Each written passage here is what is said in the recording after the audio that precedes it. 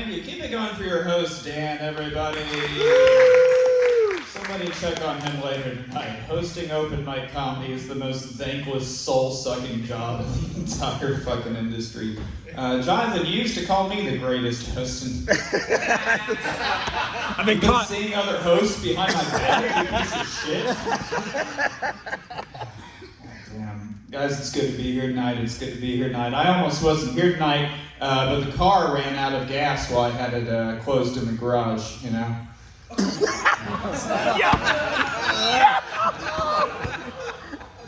Just kidding, folks. I don't have a garage.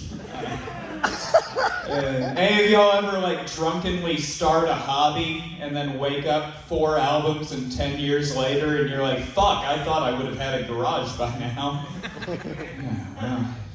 Today's been rough. Like I alluded to, I don't actually host open mic comedy anymore. I don't host much of anything anymore in Huntsville comedy, which is nice because I've had an opportunity to get out on the road more, which is great. Experience new places, new things, learn all of the things that I should have known by my age. Like, for example, I was in Birmingham doing a show recently. I passed by one of those Carvana towers. Y'all know what I'm talking about?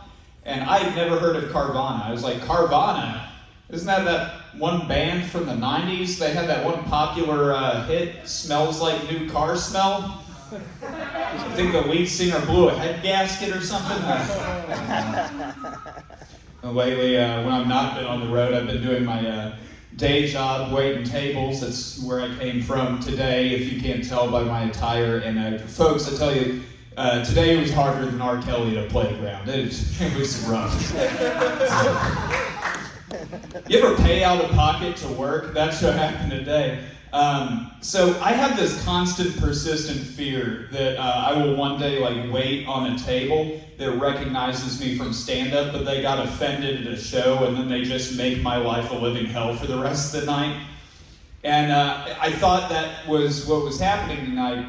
I'm going up to a table that I'm waiting on and refilling his drink, and I happen to look down at his phone, and I see he has pulled up my iTunes catalog. And I suddenly have this deer in the headlights look.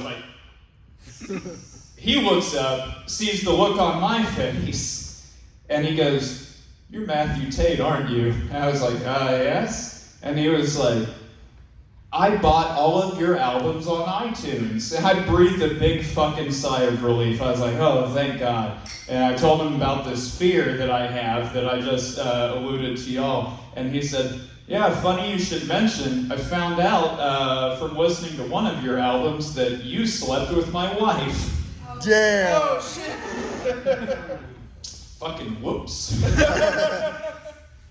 And he proceeded to say, "So what's going to happen is I won my money back, and that's going to be in the form of this meal tonight." And I was like, "I'm broke, man. I'm not buying your meal." And he was like, "Oh yeah, the fuck you are." And I was like, "No, why would I do that?"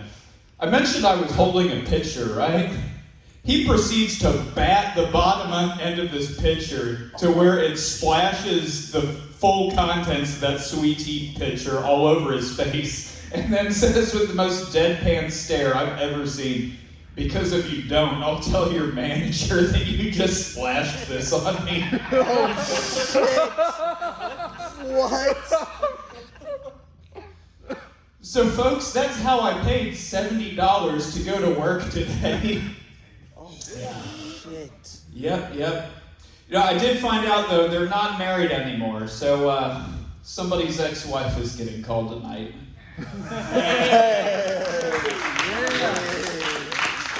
Thank you.